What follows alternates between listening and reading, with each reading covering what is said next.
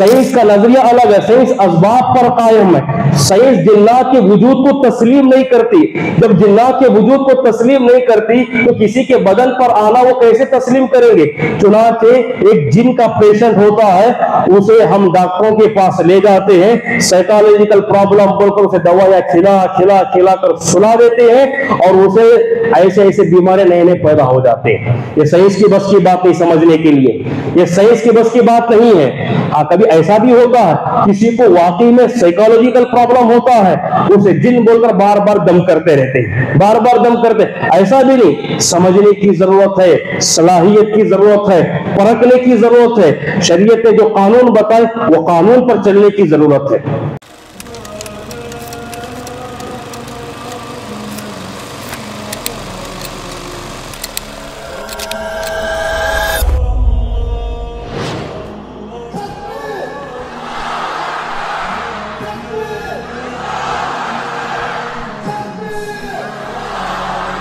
قال الله تبارك وتعالى في القرآن المجيد والفرقان الحميد وَإِذْ صَرَفْنَا إِلَيْكَ نَفَرًا مِّنَ الْجِنِّ يَسْتَمِعُونَ الْقُرْآنَ فَلَمَّا حَضَرُوهُ قَالُوا أَنصِتُوا فَلَمَّا قُضِيَ وَلَّوْا إِلَىٰ قَوْمِهِم مُّنذِرِينَ قَالُوا يَا قَوْمَنَا إِنَّا سَمِعْنَا كِتَابًا أُنزِلَ مِن بَعْدِ مُوسَىٰ مُصَدِّقًا لِّمَا بَيْنَ يَدَيْهِ يَهْدِي إِلَى الْحَقِّ وَإِلَىٰ طَرِيقٍ مُّسْتَقِيمٍ يَا قَوْمَنَا أَجِيبُوا دَاعِيَ اللَّهِ وَآمِنُوا بِهِ يَغْفِرْ لَكُم مِّن ذُنُوبِكُمْ وَيُجِرْكُم مِّنْ عَذَابٍ أَلِيمٍ۔ ہر قسم کی تعریف اس اللہ رب العالمین کے لیے ہے جس نے ساری کائنات کو اپنے قدرت سے تخلیق فرمائی۔ بے شمار درود و سلام ہو تمام انبیاء کرام پر، خصوصاً میرے اور آپ کے آخری نبی جناب محمد الرسول اللہ صلی اللہ تعالی علیہ وسلم پر ہے۔ اس مختصر حمد و صلات کے بعد قرآن مجید و فرقان حمید کی سورۃ الاحقاف کی 3 آیتیں ابھی آپ کے سامنے پیش کی گئی۔ حضرات، یہ وہ آیتیں ہیں جن میں اللہ رب العالمین نے عہد نبوت کا ایک عظیم واقعے کی طرف اشارہ کیا کہ اللہ کے نبی صلی اللہ علیہ وسلم آپ پر سب سے پہلی مرتبہ جنات نے اسلام قبول کیا۔ اس واقعے کا تذکرہ اللہ رب العالمین نے ان آیتوں میں کیا ہے۔ مکے کے قریب ایک وادی ہے اور اس وادی کا نام وادی نخلا ہے۔ اللہ کے نبی صلی اللہ علیہ وسلم فجر کی نماز پڑھ رہے تھے اور نماز میں قرآن کی تلاوت بلند آواز سے کر رہے تھے۔ اس وقت جنات کا ایک قافلہ آپ کے سامنے سے گزرا، وہ قرآن کو سنے اور متاثر ہوئے اور وہیں انہوں نے ایمان لایا اور اسلام قبول کیا۔ اس سے پہلے کا پس منظر یہ تھا کہ اللہ رب العالمین اللہ کے نبی صلی اللہ علیہ وسلم کو نبی بنا کر دنیا میں مبعوث کیا۔ اس وقت اللہ رب العالمین نے پورے آسمان پر فرشتوں کے ذریعے سخت پہرا لگا دیا، اس لیے کہ آپ نبی بنائے جانے سے پہلے جنات آسمانوں پر جا کر بیٹھتے، وہاں خود باتیں سننے کی کوشش کرتے، ان باتوں کو کاہنوں کی طرف پہنچانے کی کوشش کرتے، دنیا میں ایک سچ کے ساتھ 90 پر 9 جھوٹ ملا کر غیب کی باتوں کے دعوے کرنے لگتے۔ اب چونکہ اللہ رب العالمین کو وحی کی حفاظت کرنا تھا، قرآن کی آیتوں کی حفاظت کرنا تھا، اللہ رب العالمین نے فرشتوں کا سخت پہرا لگا دیا۔ جنات جب جاتے آسمان پر سننے کے لیے اور دیکھنے کے لیے تو شہاب ثاقب ان کا پیچھا کرتی اور ان کو جلا کر خاکستر کرتی۔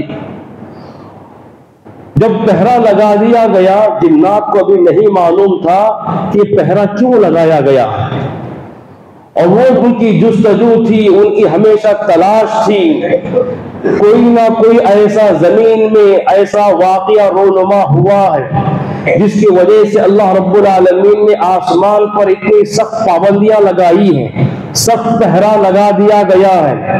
وہ کیا چیز ہے، وہ کیا واقعہ ہے، وہ جاننے کی ہمیشہ کوشش کر رہے تھے۔ بعد میں ان تمام جنات کو اللہ کے نبی صلی اللہ علیہ وسلم کی نبوت اور رسالت سے واقفیت ہوئی، اور اس وادی نخلا میں فجر کی نماز میں آپ قرآن پڑھ رہے تھے، اس قرآن کی تلاوت کو سنا، تب جا کر ان کو معلوم ہوا اسی وجہ سے ہمیں نہ پہنچے اور ہمیں نہ آئے تو یہ ہمارے لیے سخت پہرا لگا دیا گیا۔ چنانچہ قرآن کا ایسا اثر قبول کیا، قرآن سے ایسا متاثر ہوئے، فوراً انہوں نے اسلام قبول کیا۔ نہ کہ صرف اسلام قبول کیا بلکہ وہیں سے وہ داعی بن گئے، وہیں سے وہ داعی بن گئے، اور تمام جنات کے درمیان میں جا کر ان کے قبیلے میں، ان کے گھروں میں، ان کے بستیوں کے پاس جا کر انہوں نے بھی دین کی تبلیغ کرنا شروع کی، اور اسی کے واقعے کو اللہ رب العالمین نے ان آیتوں میں پیش کیا۔ کہا وَإِذْ صَرَفْنَا إِلَيْكَ نَفَرًا مِنَ الْجِنِّ، اے نبی یاد کرو اس وقت کو جب آپ قرآن پڑھ رہے تھے، جنات کا قافلہ آپ کے سامنے سے گزر رہا تھا، يَسْتَمِعُونَ الْقُرْآنَ، وہ با ادب کھڑے ہو کر قرآن کی تلاوت سن رہے تھے۔ جنات کے اندر آپ تمیز کا ملاحظہ کیجئے، قرآن جب پڑھا جاتا ہے تو وہ خاموشی کے ساتھ سن رہے تھے۔ قرآن کا ادب یہ ہے کہ اچھے لہجے میں پڑھا جائے اور اچھے انداز سے سنا جائے، غور و فکر کے ساتھ، توجہ کے ساتھ سنا جائے۔ فَلَمَّا حَضَرُوهُ قَالُوا أَنصِتُوا، جب پہلے جنات سامنے آ کر قرآن سننے لگے، دوسرے جنات بھی پیچھے پیچھے آپ کے پیچھے آ رہے تھے، تو ایک جن دوسرے جن سے کہنے لگا خاموش رہو، یہاں قرآن کی تلاوت ہو رہی ہے، خاموشی کے ساتھ سنو۔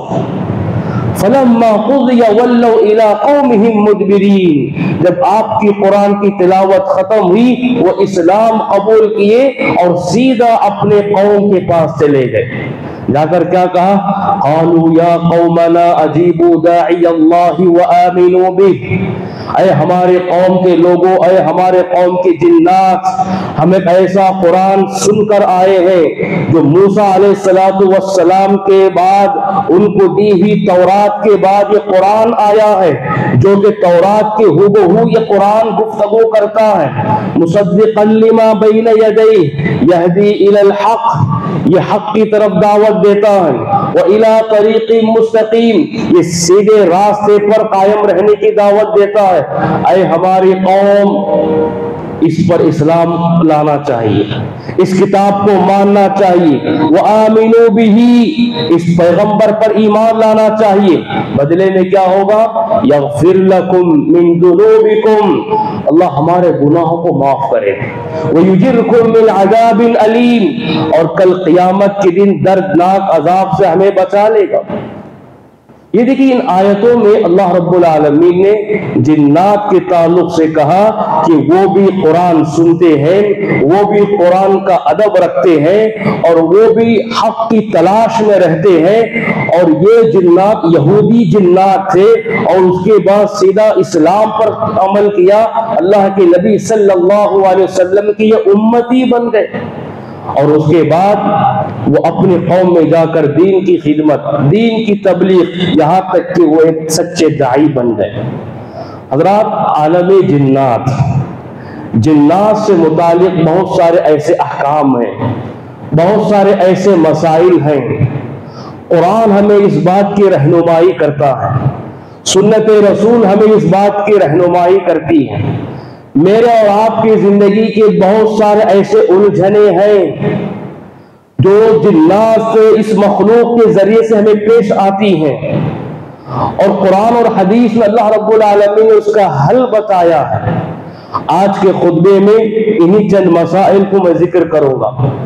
سب سے پہلے، یہ غیبی مخلوق ہے، یہ نظر آنے والی مخلوق نہیں، مطلب یہ ہوا جنات اپنی جو اصلی شکل میں ہوا کرتے ہیں، کسی انسان کو اتنی طاقت نہیں ہے، اتنی رسائی نہیں ہے جنات کو اپنی اصلی شکل میں دیکھا جائے۔ وہ ہمیں دیکھ سکتے ہیں، ہم ان کو دیکھ نہیں سکتے۔ قرآن نے کہا انہو یراکم ہوا وقبیلہ من حیث لا ترونہم، بے شک تمہیں وہ ایسے ایسے انداز سے دیکھتے ہیں تم ان کو دیکھنے کی قدرت نہیں رکھتے۔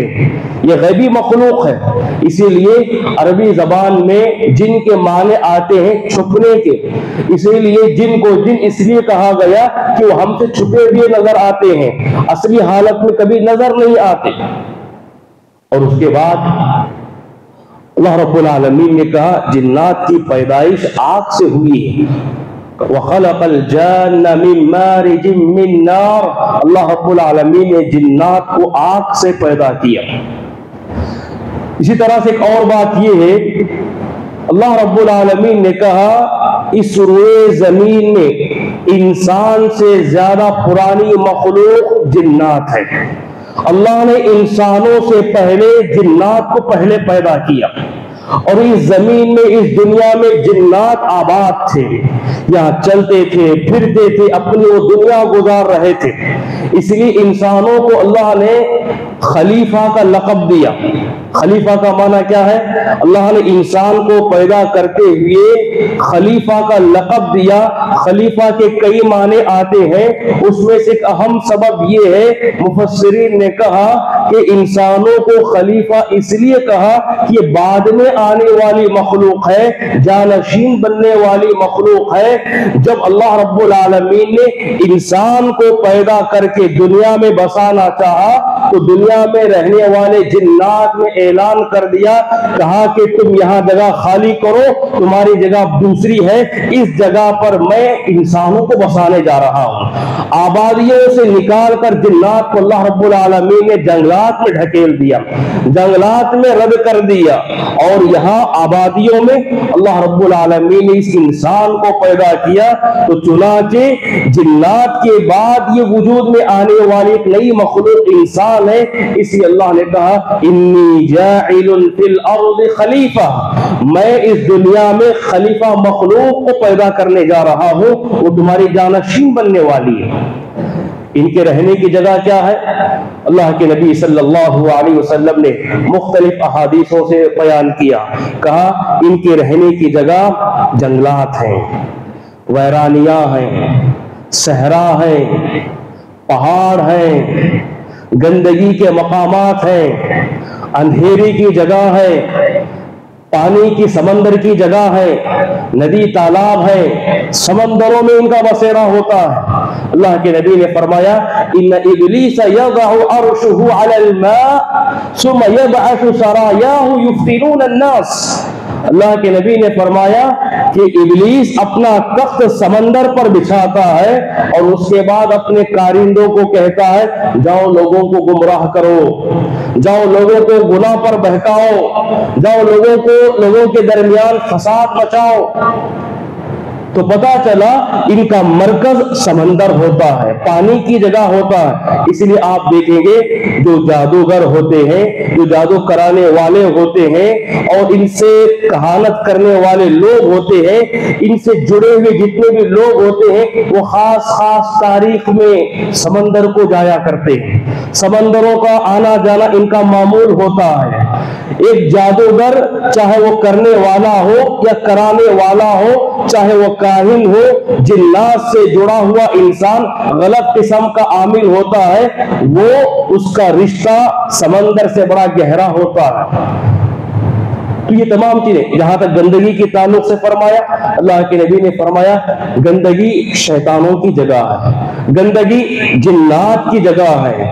اسی لیے اللہ کے نبی نے ہمیں وہ دعا سکھائی بیت الخلا جاتے ہوئے، اللہم انی اعوذ بک من الخبث والخبائث، اے اللہ میں پناہ چاہتا ہوں خبیث جنات سے اور خبیث جنیوں سے، مرد عورت دونوں سے میں پناہ چاہتا ہوں۔ کیوں؟ بیت الخلا ان کی جگہ ہے، وہ رہتے ہیں، وہ آرام کرتے ہیں، وہاں وہ سوتے ہیں۔ جب ہم دعا پڑھ کر داخل ہوتے ہیں تو جنات وہاں سے نکل جاتے ہیں۔ جو لوگ دعا پڑھ کر داخل نہیں ہوتے ان کو کبھی نہ کبھی یہ شیطان کا شر لاحق ہوتا ہے، جنات کا شر لاحق ہوتا ہے، اس لیے کہ وہ جنات کی بسیرے کی جگہ ہے۔ اسی طرح سے اللہ رب العالمین نے جنات کو اللہ نے غیر معمولی طاقت دے رکھا ہے، بلکہ انہیں تشکل کی قدرت عطا کی۔ تشکل کی قدرت مطلب وہ کسی نہ کسی کے بھیس میں آتے ہیں، وہ کسی نہ کسی شکل میں آتے ہیں، کبھی وہ جانوروں کی شکل میں آتے ہیں، کبھی دوسرے انسانوں کی شکل میں آتے ہیں، کبھی زہریلے چیزوں کی شکل میں آتے ہیں۔ اللہ کے نبی نے فرمایا کبھی وہ سانپ بن کر آتے ہیں، کبھی وہ بچھو بن کر آتے ہیں، کبھی وہ کتا بن کر آتے ہیں، کبھی کبھی دشمنوں کی فیس میں آتے ہیں اور سامنے انسانوں کو گمراہ کرنے کی کوشش کرتے ہیں۔ آپ نے فرمایا کالا کتا شیطان ہوتا ہے، اپنے گلی میں کالے کتے کو کبھی نہ رکھا کرو، کالا کتا نظر آئے فوراً اسے قتل کر دو۔ آپ نے فرمایا کالے کتے شیطان اور جن کی پہچان ہے۔ آپ نے یہ بھی فرمایا کہ سام کی شکل، ایک واقعہ ایسا ہوا اہل نبوت میں، ایک صحابی اپنے گھر سے باہر نکلے، جیسے ہی باہر نکلے تو ان کی اہلیہ ان کی بیوی بھی باہر آ کر رہی۔ صحابی کو بڑا غصہ آیا کہ بغیر پردے کی سیدھا ایسے باہر آنا، فوراً مارنے کے لیے دوڑے۔ اس کے بعد اپنی بیوی نے کہا، شوہر سے کہا کہ مجھ پر کیوں غصہ ہو رہا ہے، ذرا صبر کرو، میں کیوں ڈر کر باہر آئی ہوں، ذرا اپنے گھر کے اندر آ کر دیکھو۔ دیکھا کہ جو بیڈ ہے، پلنگ ہے، وہاں سانپ اپنا پھن بچھا کر بیٹھا ہوا ہے۔ صحابی کو غصہ آیا تو فوراً اپنا نیزہ نکالا، نیزے سے مارنا چاہا، اس نیزے کو لپیٹ لیا سانپ نے۔ اس کے بعد اسے باہر لایا گیا، باہر مارنے کی کوشش کی تو دوسرے صحابہ نے اپنے آنکھوں سے یہ منظر دیکھا کہ پلٹ کر سانپ ان کو وار کر دیا اور دونوں بھی انتقال کر گئے۔ سانپ بھی مر گیا، صحابی بھی وفات پا گئے۔ صحابی فرماتے ہیں میں دیکھ ہی رہا تھا، سب سے پہلے کون مرا سمجھ میں نہیں آیا۔ اس کے بعد یہ معاملہ اللہ کے نبی کے پاس پہنچا تو اللہ کے نبی نے فرمایا تمام چیزیں سن کر، ان بالمدینۃ نفرا من الجن قد اسلموا، لوگوں مدینے میں بہت سارے جگہ جنات پھیلے ہوئے ہیں، اس میں سے کچھ ایسے جنات ہیں مجھ پر اسلام قبول کر چکے ہیں، بعض جیسے جنات ہیں وہ شرارت کرنے والے ہیں، آپ کو نقصان پہنچانا چاہتے ہیں، اس لیے آپ نے فرمایا اگر تمہارے گھروں میں سانپ نظر آ جائے اسے 3 مرتبہ کہو تم یہاں سے نکل جاؤ، وہ نکل جائے گا۔ 3 مرتبہ کہنے کے باوجود بھی اگر وہی کھڑا رہے فَقْتُلُوا فَإِنَّهُ شَيْطَانٌ، اسے فوراً مار دو اس لیے کہ وہ شیطان ہے۔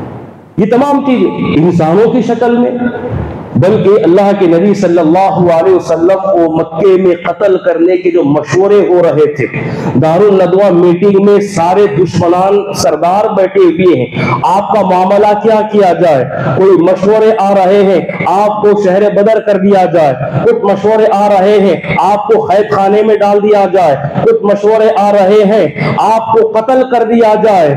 ابو جہل نے یہ مشورہ دیا تو اس پارلیمنٹ میں بیٹھا ہوا ایک شخص شیخ النجدی، پورے مکے میں اسے پہچاننے والا کوئی نہیں تھا، دراصل وہ جن تھا، انسان کی شکل میں آ کر ابو جہل کے مشورے کی تائید کی اور کہا کہ قتل کرنا ہی زیادہ بہتر ہے۔ جنگ بدر میں شیطان اور جن، سراقہ بن مالک رضی اللہ عنہ، ابھی وہ صحابی نہیں ہوئے تھے اس وقت، ابھی وہ اسلام قبول نہیں کیے تھے، ان کی شکل میں آ کر مشرکین کو ورغلا رہا تھا آپ ڈرو مت، جنگ کے لیے تیار ہو، آپ ڈرو مت، جنگ کے لیے تیار ہو، مشرکین کو ورغلا رہے تھے۔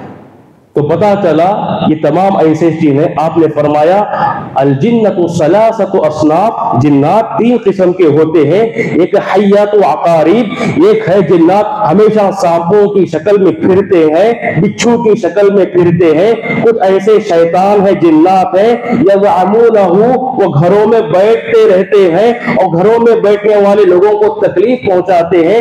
تیسری قسم یطیرون فی الہوا، وہ ایک جگہ ٹھکانہ نہیں ہوتا، وہ ہمیشہ ہواؤں میں اڑتے اڑتے جاتے ہیں، جہاں ان کو پسند آتا ہے وہاں رہ کر لوگوں کو تکلیف دینا شروع کرتے ہیں۔ یہ تمام ان کے شکل ہے. اللہ رب العالمین کو تشکل کی قدرت عطا کی ہے. وہ جب چاہے جس شکل میں آ کر انسان کو تکلیف دینا چاہتے ہیں, پریشان کرنا چاہتے ہیں. آپ نے یہ بھی فرمایا کہ شیطان, یہ جنات, ان کا ایک خاندان ہوتا ہے, ان کی بیویاں ہوتی ہیں, ان کا ایک رشتہ ہوتا ہے, ان کا ایک قبیلہ ہوتا ہے, ان کی اولاد ہوتی ہے. وہ ہمیشہ فیملی کے شکل میں ڈیرے ڈالتے ہیں.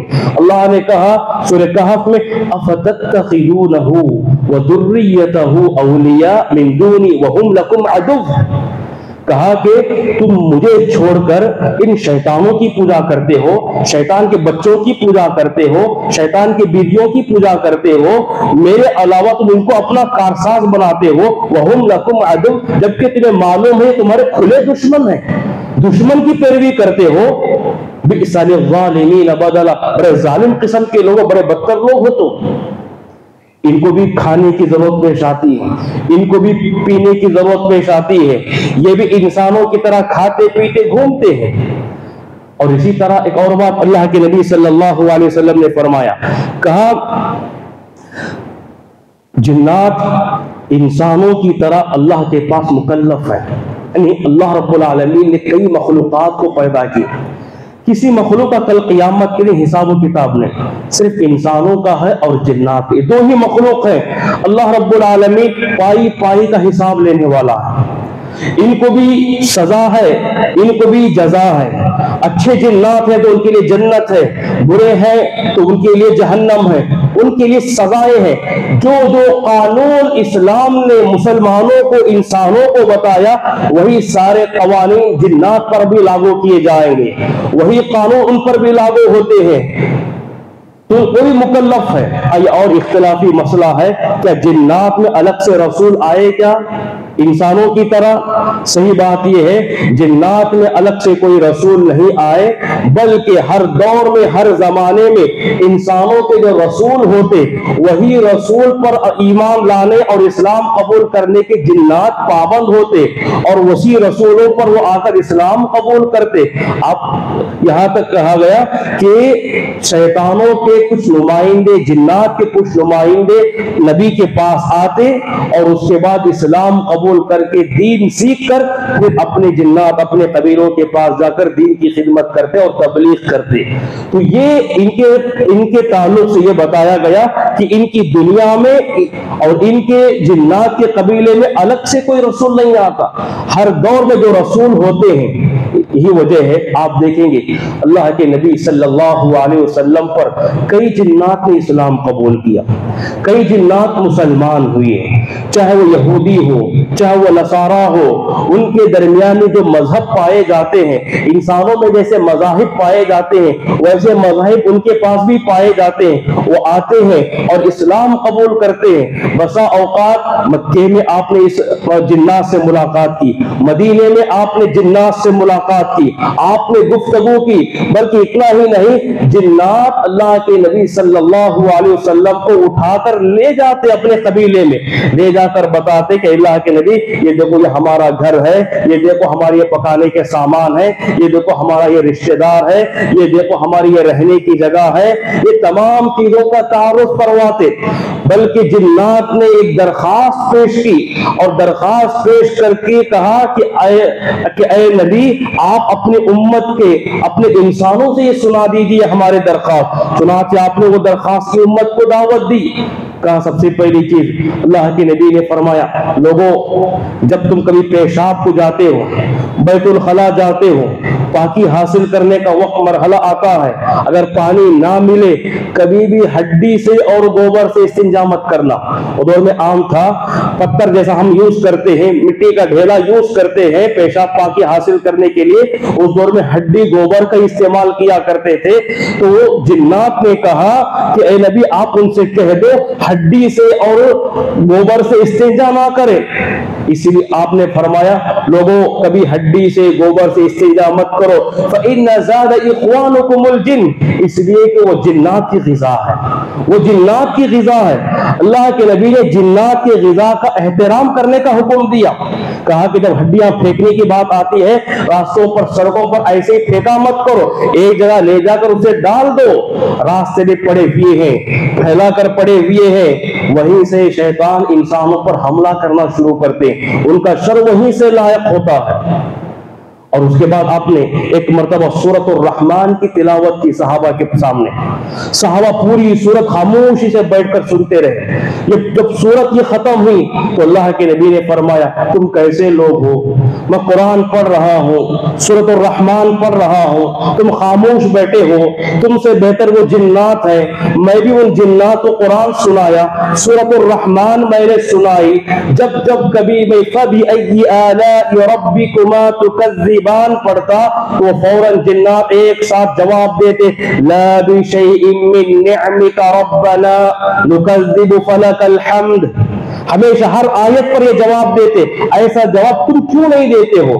فَبِأَيِّ آلَاءِ رَبِّكُمَا تُكَذِّبَانِ کا مطلب کیا ہے؟ اے جنات, اے انسان, کن کن نعمتوں کو تم جھٹلاؤ گے, کن کن نعمتوں کی تم ناشکری کرو گے؟ تو وہ جواب میں کہا کہ اے اللہ ہم تیری ایک نعمت کی بھی ناشکری نہیں کریں گے. اے اللہ تیرے ہی لیے ہر تعریف ہے اور ہر تسبیح تیرے لیے ہے. تو کہا کہ ایسا جواب تم بھی دو. تو یہاں تک اللہ رب العالمین نے جنات کے تعلق سے اور اللہ کے نبی صلی اللہ علیہ وسلم نے یہ تمام باتیں بتائی ہیں. اور اس کے بعد اللہ کے نبی صلی اللہ علیہ وسلم نے فرمایا جنات ایک شریر مخلوق ہے, اس کا شر بڑا خطرناک ہوتا ہے. ان جیسے انسانوں میں نافرمان ہے ویسے جنات میں نافرمان ہے, بلکہ انسانوں کے مقابلے میں جنات کے اندر شرارت زیادہ ہوتی ہے, خباثت زیادہ ہوتی ہے, گھمنڈ اور زیادہ ہوتا ہے, تکلیف دینے کا عنصر زیادہ پایا جاتا ہے. اس لیے کہا ان کا شر بھی اللہ کے نبی نے بتایا اور اس کا حل بھی اللہ کے نبی نے بتایا. کہا کہ ان چیزوں کی پابندی کر لیا کرو اور یہ ان کا شر لائق ہوتا ہے, اس شر سے بچنے کی کوشش کرو. بہت سارے شر ہیں, بہت سارے الجھنے ہیں, چند بطور نمونہ آپ کے سامنے پیش کرتا ہوں. سب سے پہلی بات اللہ کے نبی نے فرمایا شیطان کا سب سے بڑا شر, شیطان سب سے بڑے چور ہوتے ہیں. وہ چوراتے ہیں, وہ تمہارے گھروں میں پیسہ چوراتے ہیں, الماری میں رکھا ہوا زیور چوراتے ہیں, تمہارے رقم چوراتے ہیں. ان سے کچھ لینا دینا نہیں ہوتا, وہ لیں گے اور پھینک دیں گے, لیکن وہ چورانے کا مقصد یہ ہوتا ہے کہ آپ کو تکلیف دیں. جنات چور ہوتے ہیں اور ان کا چورانا کئی احادیث سے ثابت ہے, کئی احادیث آپ کو ملیں گے. ابو ہریرہ رضی اللہ عنہ کی حدیث ہے اور اسی طرح نسائی میں ابی بن کعب رضی اللہ عنہ کی حدیث ہے. وہ پریشان ہوتے ایک مرتبہ, کہتے ہیں کہ دن بدن الماری میں رکھا ہوا کھجور کم ہو رہے ہیں, کتنے سارے کھجور ہیں دن بدن کم ہوتے جا رہے ہیں. وہ پریشان ہوئے, آنے والا تو باہر سے کوئی نہیں, لے جانے والا تو کوئی نہیں, کبھی تو میں بھی نہیں اٹھایا, لیکن کیا وجہ ہے کہ دن بدن یہ کھجور چرائے جا رہے, کمی ہو رہی ہے. انہوں نے ارادہ کیا کہ آج رات میں دیکھوں گا کہ کون سا چور آنے والا ہے. چنانچہ آپ بالکل بیٹھے ہوئے تھے, دیکھا ایک ہاتھ بڑھ رہا ہے. آپ نے دیکھا کہ عجیب و غریب مخلوق. اس کے بعد دیکھا فوراً ہاتھ پکڑ لیا ابی بن کعب رضی اللہ عنہ نے. ہاتھ پکڑا تو کہتے ہیں جب ہاتھ پکڑا تو کتے کی ہاتھ کی طرح تھا, کتے کے ہاتھ پر جیسا بال ہوتے ویسے بال ہیں. میں نے پھر کر چہرے کو دیکھا, کتے کی شکل میں رکھنے والی یہ مخلوق ہے. میں نے پہچان لیا کہ یہ جن ہے. اس کے بعد کہا کہ تم کون ہو؟ کہا کہ میں جن ہوں. کیوں چرا رہے ہو؟ کہا کہ ابے آپ بہت زیادہ صدقہ کرتے ہو اور انسانوں میں بہت زیادہ خیرات کرتے ہو, ہم نے چاہا کہ ہمارا حق بھی اپنا آ کر لے لے, اس لیے ہم نے چرانے کی کوشش کی. ابو ہریرہ کو بھی اس نے یہی حوالہ دیا تھا اور اس کے بعد یہاں بھی ابی بن کعب کو بھی یہی حوالہ دیا.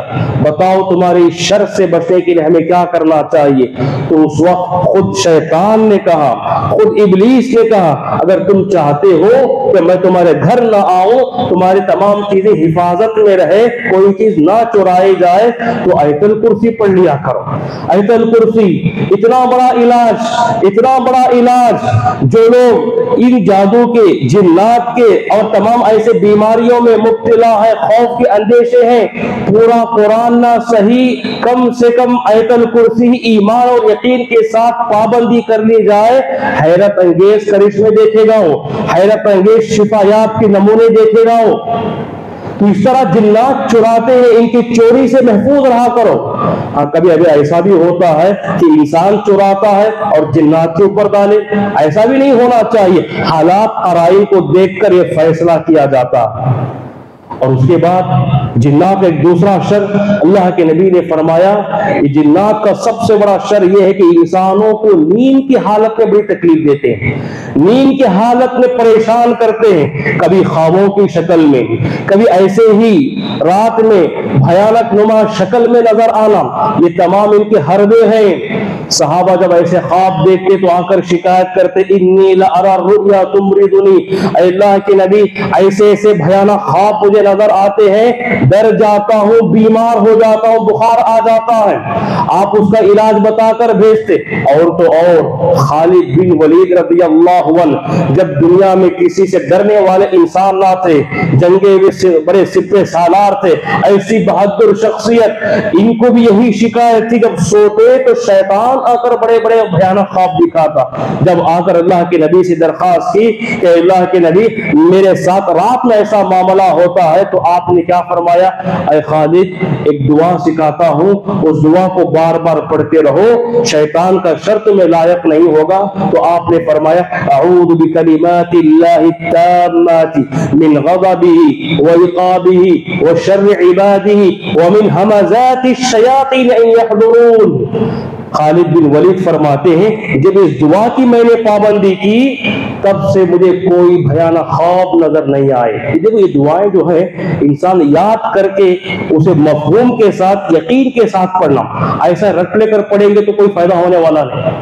اسے سمجھ کر پڑھنا، ہر چیز کی دوا ہے شریعت میں، ہر چیز کا علاج بتایا گیا، لیکن مسئلہ یہ ہے کہ یقین اور ایمان کے ساتھ۔ اور تو نبی کے ساتھ ایسا ہوا، اللہ کے نبی فرماتے رات میں باہر میں نکلا کہ دیکھا کہ راستوں کے درمیان جنات کی پوری جماعت آئی، مجھے گھیرا ڈال لی اور مجھ پر حملہ کرنا چاہا۔ پوری جماعت جنات کی مجھ پر حملہ کرنے کے طاق میں ہے، اور اس میں سے ایک جن ایسا تھا آگ کا شعلہ لے کر سامنے بڑھ رہا ہے، اور اس کی پوری کوشش ہے کہ اس آگ کے شعلے کے ذریعے میرے چہرے کو جلایا جائے۔ ایسے ہی پوری جماعت آپ کے سامنے آ گئی تو عین موقع پر جبرائیل علیہ السلام آ گئے اور آ کر کہا قل یا محمد، اے نبی آپ کہتے جاؤ میں جو کہتا جاؤں گا۔ جبرائیل علیہ السلام نے دعا سکھائی اور کہا کیا دعا سکھائی؟ اعوذ بکلمات اللہ التامات الذی لا یجاوزہن بر ولا فاجر ومن شر ما خلق ذرأ وبرأ ومن شر ما ينزل من السماء وما يعرض فيها ومن شر ذرأ في الأرض وما يخرج فيها ومن شر فتن الليل والنهار ومن شر كل طارق إلا يطرق بطارق بخير يا رحمن۔ آپ نے برابر یہ دعا پڑھتے گئے، سب سے پہلے اس دعا کا اثر ایسا ہوا کہ وہ آگ کا شعلہ ٹھنڈا ہو گیا، آگ بجھ گئی، پوری جماعت بھاگنے لگی۔ ان دعاؤں کا اہتمام کرنا، ان دعاؤں کو یاد کرنا، ان دعاؤں کو بار بار پڑھتے رہنا، اور ایسا خوف ہو تو اس وقت خاص طور پر پڑھتے رہنا، یہ شیطان کو بھگانے کا ذریعہ ہے، یہ جنات کو بھگانے کا ذریعہ ہے۔ تو یہ ان کی ایک تکلیف ہے، شیطان جناتی شر، بلکہ ایک شر بڑا خطرناک شر، کبھی کبھار یہ غصے میں آتے ہیں تو انسانوں کو ہی کڈنیپ کر لیتے ہیں، انسانوں کو ہی اپنے جگہ لے چل جاتے ہیں، آن کے آن میں ہضم کر دیتے ہیں۔ عمر بن خطاب رضی اللہ عنہ کے دور میں ایسا واقعہ ہوا، ایک صحابی انصاری صحابی عشاء کی نماز کو نکلے، عشاء کی نماز کو کیا نکلے، نہ وہ مسجد میں حاضر نہ گھر میں حاضر، غائب، ڈھونڈا، سارے لوگوں نے ڈھونڈ لیا، تلاش کرنے کے بعد کہیں نہیں ملے۔ ان کی بیوی آئی عمر بن خطاب کے پاس، امیر المؤمنین میرا شوہر عشاء کی نماز گیا تھا آج تک نہیں آیا، میں کیا سمجھوں؟ کہاں ہے وہ؟ کیا مرا ہے یا زندہ ہے؟ میں کیا سمجھوں؟ عمر بن خطاب نے کہا جاؤ 4 سال ویٹ کرو، 4 سال انتظار کرو، فقہی مسئلہ ہے، کسی کا شوہر اچانک غائب ہو جائے، نہیں مل رہا، معلوم نہیں، تو کب تک بیوی ویٹ کرے گی؟ 4 سال، اس سے بھی کم ہو سکتا حالات کے اعتبار سے، لیکن یہاں اس حدیث میں بتایا گیا 4 سال انتظار کرو۔ 4 سال تک انتظار کیا گیا، وہ اب تک لاپتہ، گھر میں نہیں آیا۔ پھر بیوی آئی، امیر المؤمنین آپ کے کہنے کے مطابق 4 سال گزر چکے ہیں، 4 سال انتظار کر کے آئی ہو، اب میں کیا کروں؟ کہا کہ اب یہاں یہ فیصلہ کرو، اب وہ مر گیا ہے، وہ ڈکلیئر ہو سکتا وہ زندہ ہو، لیکن فیصلہ یہ ہو گیا کہ اسلامی قاضی حکم یہ دے گا، اب وہ ڈکلیئر کرے گا وہ مر چکا۔ اب مرنے کے بعد جو عدت ہے 4 مہینے 10 دن کی عدت گزارو، عدت گزاری انہوں نے۔ اس کے بعد عدت ختم ہونے کے بعد امیر المؤمنین عمر بن خطاب نے حکم دیا، مشورہ دیا، تم دوسرا نکاح کر سکتی ہو۔ دوسرا نکاح ہوا، دوسرے شوہر کے ساتھ وہ زندگی گزر رہی ہے۔ 4 سال کے بعد وہ صحابی پھر واپس آتے ہیں، واپس آنے کے بعد گھر جا کر دیکھتے ہیں ان کی بیوی غیر مرد کے ساتھ، غصہ آتا ہے۔ فوراً اس کے بعد معلوم ہوا کہ عمر بن خطاب کا مشورہ تھا شادی کا، تو اس کے بعد سیدھا امیر المؤمنین کے پاس گئے، کہا امیر المؤمنین میں نے سنا ہے کہ آپ نے میری بیوی کو حکم دیا کہ کسی اور مرد سے نکاح کر سکتی ہو۔ کہا عمر بن خطاب نے بنا بولے بغیر 4 سال تک اس طرح غائب رہنا کیا مطلب؟ کب تک تمہاری بیوی انتظار کرے گی؟ کہاں تھے تم؟ اس کے بعد امیر المؤمنین میری بات سنیے، مسئلہ یہ ہے کہ میں نماز کو آ رہا تھا، فخطفتنی جن من الکفار، کافر جنات کی پوری جماعت میں اٹھا کر لے گئے، اب تک انہی کے قبضے میں تھا، ابھی پرسوں ایک مومن جنات کی اور ایک کافر جنات کی بہت بڑی جنگ ہوئی، اس جنگ میں کافر جنات ہار گئے، مسلمان جنات جیت گئے، غالب آ گئے، غالب آئے تو کافر جنات کے کچھ قیدی بن کر آئے، ان قیدیوں میں میں بھی تھا۔ مومن جنات نے مجھے دیکھا تم تو انسان ہو اور ایمان والے ہو، انہوں نے مجھے اختیار دیا کہ ہمارے ساتھ رہنا چاہتے ہو کہ اپنے گھر جانا چاہتے ہو؟ میں نے کہا بڑی مہربانی ہوگی، مجھے اپنے گھر چھوڑ دو، لا کر چھوڑ دیے گئے۔ بالکل سچا واقعہ، فضائل اعمال کا بنڈل واقعہ نہیں، بالکل اتھینٹک واقعہ، ضعیف کا سوال ہی نہیں، آپ کتنی چاہے تحقیق کر لیں اس پر۔ یہ کبھی کبھار جنات انسانوں کو ہی اغوا کر لیتے ہیں، شرارت ہے ان کی۔ اور اسی طرح جنات کے جو کئی شر ہیں، اس میں سے ایک شر بڑا خطرناک، وہ انسانوں کے جسم پر وارد ہونا، انسان کے جسم پر داخل ہو جاتے ہیں، اس کا انکار کوئی نہیں کر سکتا۔ اگر کوئی انسان یہ کہے انسان کے بدن میں جن کیسا آتا نہیں مانتا، وہ کافر ہے، کیوں؟ اس نے قرآن کی آیت کا انکار کر دیا۔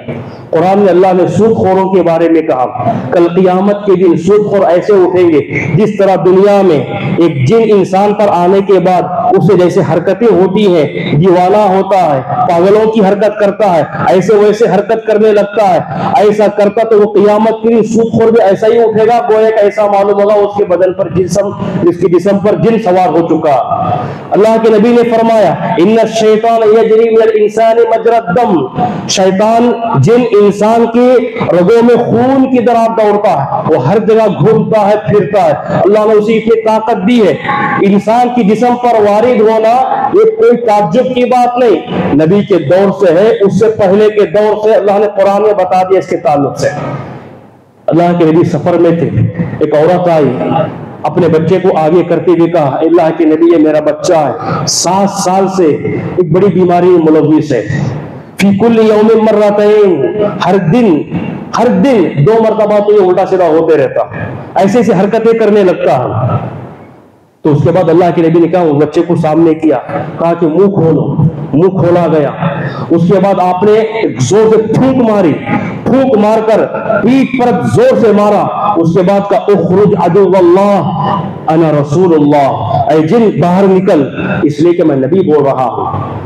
آپ یہی دیکھیے کہ باہر نکل کا بولنے کا مطلب کہ اندر داخل ہوا تو ہی نا باہر نکل بولیں گے، تو کہا آپ نے کوئی رقیہ نہیں کیا, کوئی آپ نے دم نہیں کیا, آپ نبی تھے, آپ کے جملے میں وہ تاثیر تھی, آپ کے ایک جملے سے وہ باہر نکل گیا. پھر واپسی دوران سفر سے پھر وہ عورت ملی, اللہ کے نبی میرا بچہ بڑا صحت مند ہے, اب وہ کوئی پریشانی نہیں ہے, اللہ کے نبی میں آپ کو ہدیہ دینا چاہتی ہوں, آپ کو ہدیہ دینا چاہتی ہوں. 2 بکریاں نکال کر ہدیہ پیش کی, پنیر پیش کیا, اناج پیش کیا. اللہ کے نبی نے کہا اتنا ضرورت نہیں, ایک بکری مجھے رہنے دو, ایک بکری تم رکھ لو. واپس کر دیا ایک بکری آپ نے ہدیہ قبول کر لیا. یہ تمام وہ چیزیں, سائنس ان تمام چیزوں کو نہیں مانتی. سائنس کا نظریہ الگ ہے, سائنس اسباب پر قائم ہے.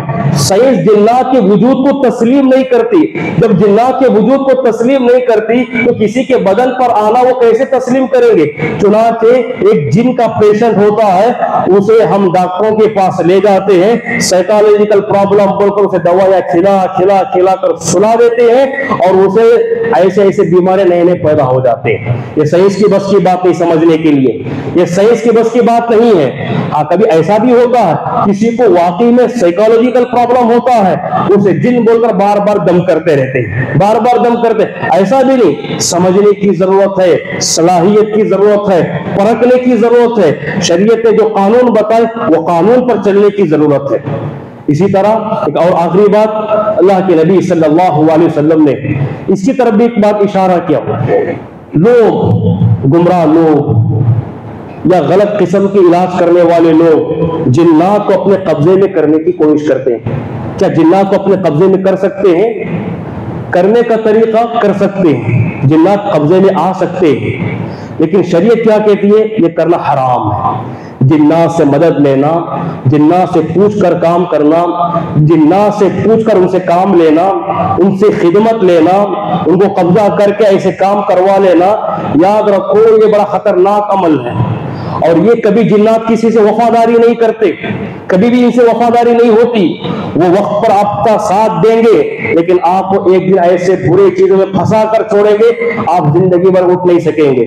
سب سے پہلی بات, جنات کو قبضہ نہیں کر سکتے. ایک مرتبہ ایسا ہوا, اللہ کے نبی نماز پڑھا رہے ہیں, پوری جماعت ہے, نماز پڑھا رہے ہیں. اللہ کے نبی گفتگو کرنا شروع کر دیے. صحابہ پریشان, نماز میں بات کر رہے ہیں اللہ کے نبی, بلکہ لعنت کر رہے ہیں. سلام پھیرا, اس کے بعد صحابہ نے پوچھا اللہ کے نبی کوئی سامنے کھڑا تھا کہ آپ کسی کو بات کر رہے تھے, لعن طعن کر رہے تھے؟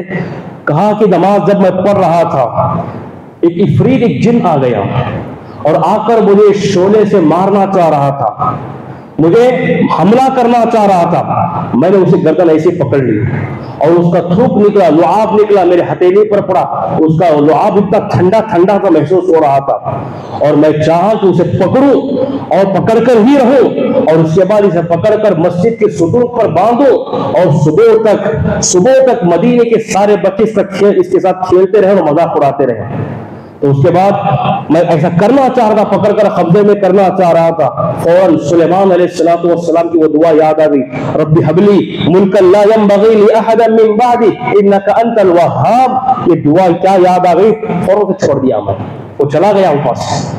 تو یہ تمام چیزیں, اس لیے یہ وہ تمام چیزیں ہیں جنات کے تعلق سے اللہ کے نبی نے ان کا جو شر بتایا ہے اور اس شر کا حل بھی بتایا ہے, کیا دعا پڑھنا چاہیے, کیا کرنا چاہیے, ان تمام چیزوں کی پابندی ہونا. آپ شیطان کے شر سے بچنا چاہتے ہو, سب سے پہلے اپنے عقیدے کو مضبوط کرو, اپنا توحید مضبوط کرو.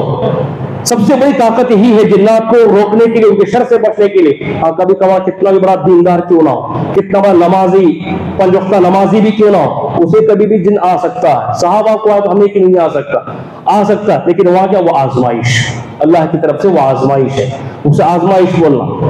تو ایسے بھی واقعہ صحابہ کو ہے, صحابہ نے صبر کرتے ہوئے, ایک عورت کو جب یہ جن آتا تھا تو اللہ نے کیا فرمایا, ان صبر کی فلک الجنہ, کہا کہ دعا کرو تو شفا یاب ہو سکتی ہو, لیکن بہتر ہے کہ صبر کرو, اس سے بدلہ اللہ تمہیں جنت دے گا.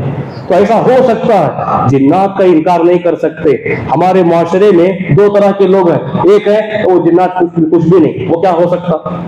کچھ ایسے لوگ ہیں ہر چیز کو بھی جن کا مسئلہ دیتے ہیں, دو بھی غلط ہے. کیوں اس کا حدیث سے ثبوت ہے اور ان کی دنیا پائی جاتی ہے۔ اللہ سے دعا ہے کہ اللہ ہم تمام کو صحیح معنوں میں اللہ رب العالمین ان تمام جنات کے شر سے محفوظ عطا فرمائے، ہماری ہر چیز کو اللہ رب العالمین محفوظ عطا فرمائے، اللہ رب العالمین دعاؤں کے ذریعے ان کا مقابلہ کرنے کی توفیق عطا فرمائے، اللہ رب العالمین ان دعاؤں کو یاد کر کے وہ ایمان اور یقین کے ساتھ پڑھنے کی توفیق عطا فرمائے، اللہ ہم سب کو ایمان کامل یقین عطا فرمائے، اپنے عقائد کو مضبوط کرنے کی توفیق عطا فرمائے، آمین۔